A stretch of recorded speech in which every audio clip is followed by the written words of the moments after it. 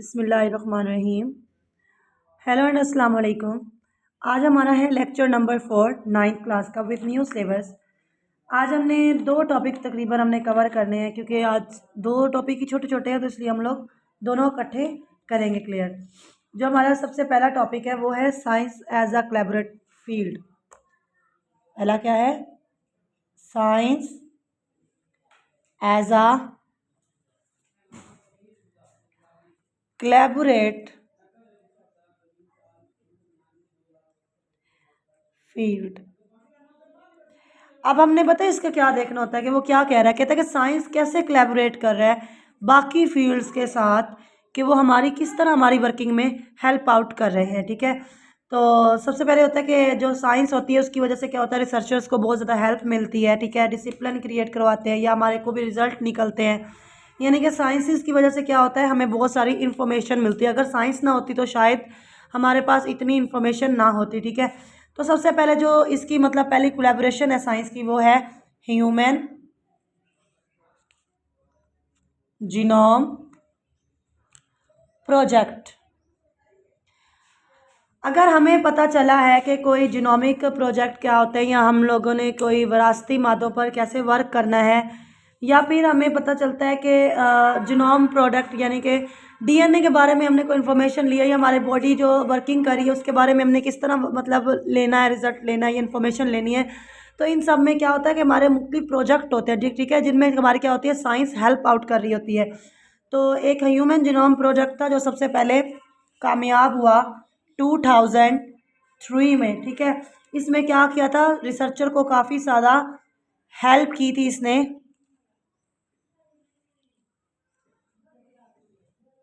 किस चीज़ में हेल्प की थी? बहुत सारे डिसिप्लिन्स में, या मोलेकुलर बायोलॉजी में इसने हेल्प की थी, और इसने इंफॉर्मेटिक्स में या कंप्यूटर साइंसेज में, इन सब में इसने क्या की थी, हेल्प की थी। एक तो बायोलॉजी में हेल्प की थी इसने, बायोलॉजी जेनेटिक्स में इस प्रोजेक्ट ने, इंफॉर्मेटिक में हेल्प की थी,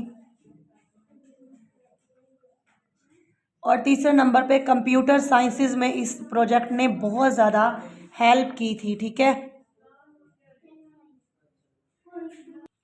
इसके बाद जो हमारा दूसरे नंबर पे पॉइंट आता है वो है climate change. Climate change, climate change research.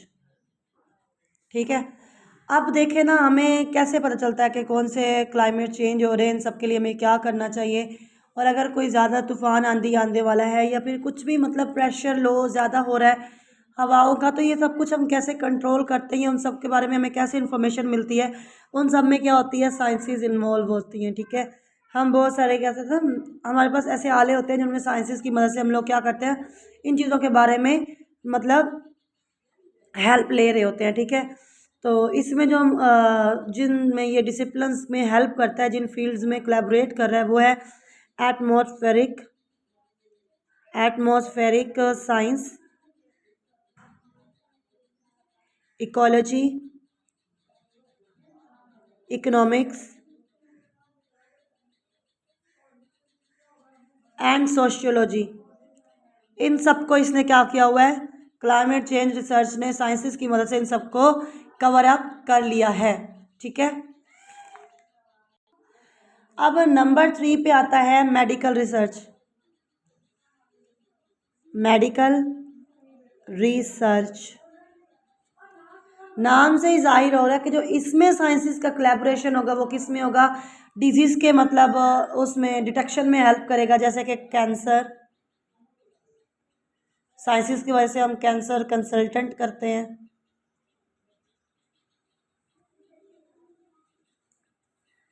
इसके अलावा फार्माकोलॉजिस्ट में ये हेल्प आउट कर रहा है। ठीक है, स्टैटिस्टिक में ये हेल्प आउट करेगा, बायोकेमिस्ट्री में ये इन्वॉल्व है। यानी कि साइंसेस बहुत सारी इन फील्ड को कवर अप इसने किया हुआ है। उसके बाद आता है robotic and artificially intelligent, in other word AI भी कह सकते हैं इसको। ठीक है, नाम से ये जाहिर हो रहा है कि ये एक रोबोटिक प्रोजेक्ट होता है जो कि आपकी क्या हेल्प आउट कर रहा है, मुख्तलिफ मैथमेटिकल फॉर्म्स में ये आपकी हेल्प करता है। बहुत सारे ऐसे प्रोजेक्ट्स होते हैं मैथ के जिसमें आपको रोबोटिक आर्टिफिशियल इंटेलिजेंट एआई का यूज़ करना पड़ता है, ठीक है, प्रोजेक्ट्स के लिए। इसके अलावा क्या होता है, ये एक एडवांस रोबोटिक सिस्टम है, ठीक है, जिसकी वजह से क्या होता है ये आपकी कंप्यूटर साइंसेज में बहुत हेल्प कर रही है। बेसिकली जो इसका असल यूज़ है ना इस वाली साइंसेज का, वो है कंप्यूटर साइंसेज में इसकी इन्वॉल्वमेंट है, ठीक है। इंजीनियरिंग में इसका ज़्यादातर भी यूज़ है, ठीक है।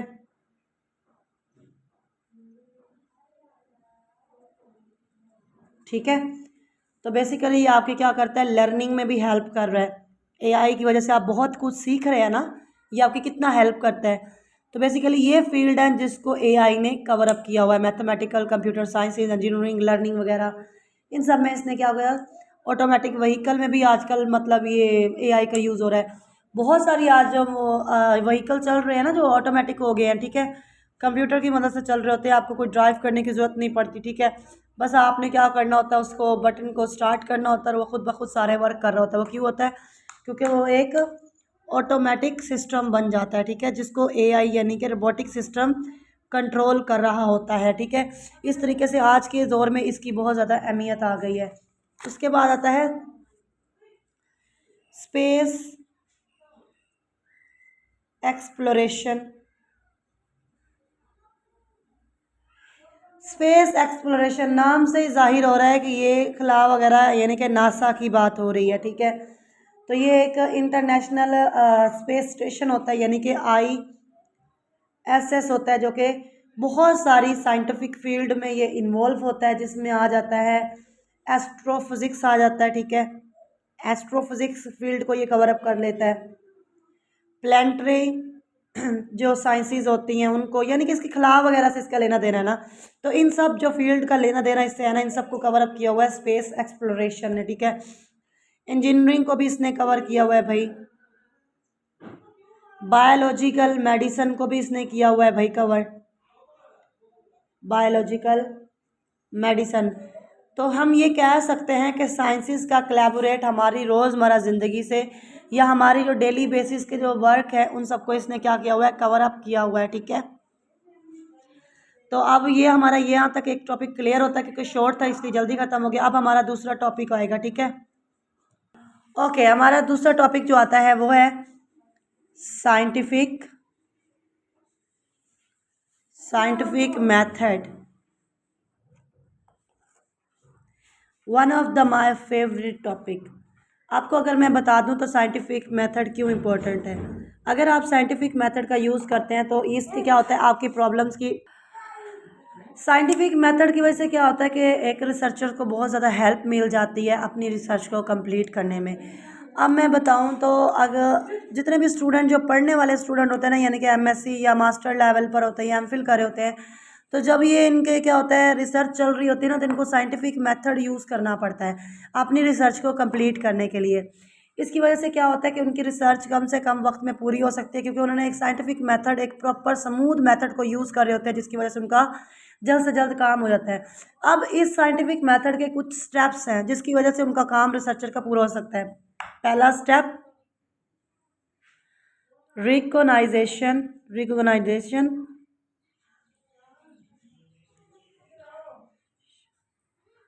ऑफ साइंटिफिक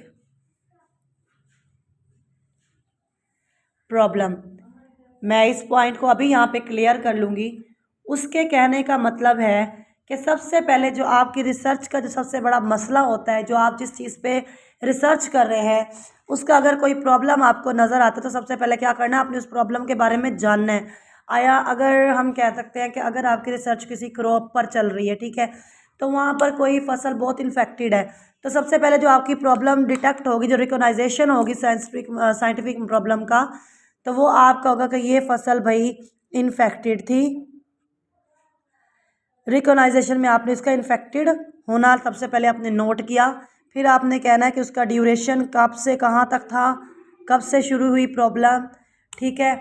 और फिर आपको ये भी देख के पता चल जाएगा कि वो फसल कितने हद तक ख़राब हुई है, कितनी ठीक चल रही है, ठीक है। लॉस गेन, ये सब कुछ जो आप देख रहे हैं ना प्रॉब्लम, ये सबसे पहले आप इसको डिटेक्ट की है। सबसे पहले इस प्रॉब्लम की रिकॉग्नाइजेशन आप अभी पहचान कर रहे हैं, ठीक है। ये मैंने आपको मिसालों के तौर पे ये तीनों समझाई हैं। उसके बाद क्या होती है, सेकंड स्टेप्स पे आता है इसका जी ऑब्जर्वेशन। ऑब्जर्वेशन नाम से ही जाहिर करता है ऑब्जर्व करना। यहाँ पर पीछे आपने क्या किया, आपने रिकॉग्नाइजेशन की थी, रिकॉग्नाइजेशन, ठीक है। ऑब्जर्वेशन में क्या करना है, आपने उन सब चीज़ों को बहुत डीपली ऑब्जर्व कर रहे हो कि आया ये कैसे शुरू हुई प्रॉब्लम, आया इसका हल क्या हो सकता था, आया इसको बचाया कैसे जा सकता था, आया ये प्रॉब्लम कैसी है और ये कितने हद तक आपको ये लॉस कर गई है या कितने हद तक इसने गेन किया है। इस सब चीज़ों के बारे में जो आप डीपली ऑब्जर्व कर रहे हो ना, वो उस ऑब्जर्वेशन में ही आता है, ठीक है। इसमें क्या करते हैं ऑब्जर्वेशन में, आप पहले वाली जो होती है ना प्रीवियस जो चीज़ें पढ़ी होती हैं, प्रीवियस रिकॉर्ड पढ़े होते हैं, इन सब को भी आप मद्देनज़र रखते हो, उन सब को भी आप एक बार देखते हो कि इस यार ये पहले हुआ था तो उन लोगों का क्या रद्द अमल था, पहले रिसर्चर्स ने इस पर क्या किया। तो इन सब चीज़ों को जो आप डीपली नोट कर रहे हो ना, वो ऑब्जर्वेशन में आ जाता है, ठीक है। अब ऑब्जर्वेशन क्या होती हैं, दो टाइप की होती हैं, ठीक है। एक होती है क्वालिटेटिव, दूसरी होती है क्वांटिटेटिव। क्वालिटेटिव में क्या होता है कि जाहिर सी बात है उसमें क्वालिटी देखी जाती है, उसकी अच्छाई बुराई देखी जाएगी, लॉस गेन देखा जाएगा, लेकिन वो काउंट नहीं किया जा सकता, ठीक है। Can not be मयर्ड, can not be मयर्ड। But quantity नाम से जाहिर हो रहा है कि अमाउंट की बात हो रही है, यानी कि इसको हम कैन बी मयर्ड, इसको हम मयर कर सकते हैं।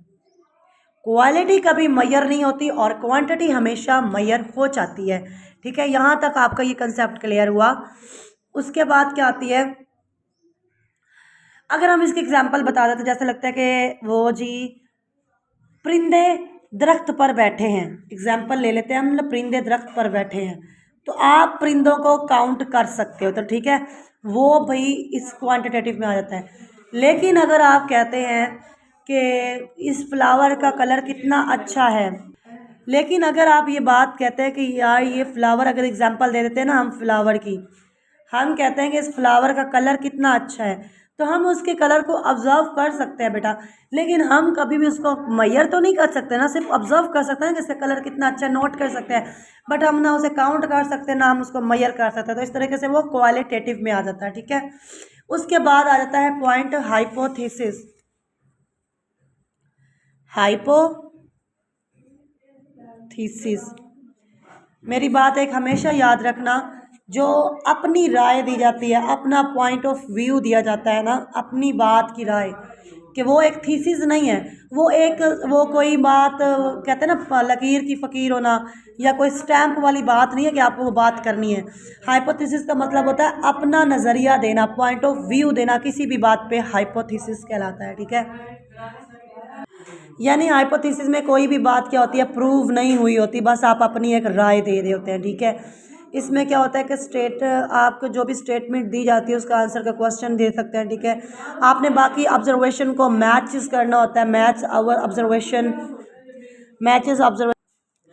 आप अपनी हाइपोथेसिस के ज़रिए क्या कर सकते हैं, टेस्ट कर सकते हैं, ठीक है, एक्सपेरिमेंट्स के ज़रिए, ठीक है, टेस्ट थ्रू एक्सपेरिमेंट्स, यानी कि आप अपने पॉइंट ऑफ व्यू या अपने नज़रिए या अपनी शक व शुबात को किसी भी एक्सपेरिमेंट के ज़रिए उसको एक प्रूफ भी कर सकते हैं, यानी कि उसको एक टेस्ट कर सकते हैं, ठीक है। ज़रूरी नहीं होता कि वो सिर्फ हाइपोथेसिस आप जो बता रहे हैं वो ठीक भी हो, वो डिसप्रूफ भी हो सकता है, गलत भी हो सकता है, ठीक है। अब उसके बाद बात आ जाती है चौथे पॉइंट की तरफ, जो है डिडक्शन। डिडक्शन, देखे ना बेटा, नाम से ही जाहिर हो गया डिडक्शन हो गई, यानी कि ये सारे स्टेप पीछे वाले कवर करने के बाद यहाँ पर आप अपनी प्रॉब्लम को डिटेक्ट कर लेते हैं, प्रॉब्लम पता चल जाती है कि यार प्रॉब्लम थी क्या, ठीक है। इन सारे प्रॉब्लम्स को, मतलब इन सारे स्टेप्स को आप फॉलो करने के बाद अपने मंजिल की तरफ जा रहे हैं, आपको प्रॉब्लम पता चल चुकी है, ठीक है। आपका हाइपोथेसिस ट्रू है या गलत है, या जो भी है, ट्रू फॉल्स हाइपोथेसिस है क्या है, ये सब भी आपको यहाँ पर पता चल जाता है, ठीक है। उसके बाद एक्सपेरिमेंट करते हैं आप, नंबर पॉइंट पे ओके जी, ये जो एक्सपेरिमेंट होता है ना, इस स्टेज पे आके आप अपने जो आपका जो हाइपोथेसिस होता है उसको आप टेस्ट करना शुरू कर देते हैं। ठीक है, आपका हाइपोथेसिस यहाँ पे टेस्ट कर रहा होता है, ये आपको प्रूफ करवाता है कि आया आपकी सोच, जो आपके थॉट्स थे वो गलत थे या ट्रू थे। ठीक है, फॉल्स थे, ट्रू थे। ठीक है, अगर तो आपका हाइपोथेसिस ठीक निकला तो आपका वो क्या हो जाएगा, एक्सेप्ट कर लिया जाएगा। लेकिन अगर तो आपका वो गलत निकला तो इसके बाद क्या होगा, वो आपका गलत हो जाएगा, नॉट एक्सेप्टेड आ जाएगा, इनकरेक्ट आ जाएगा। ठीक है, आखिरी स्टेप की तरफ चलते हैं जो कि आपका होता है रिजल्ट।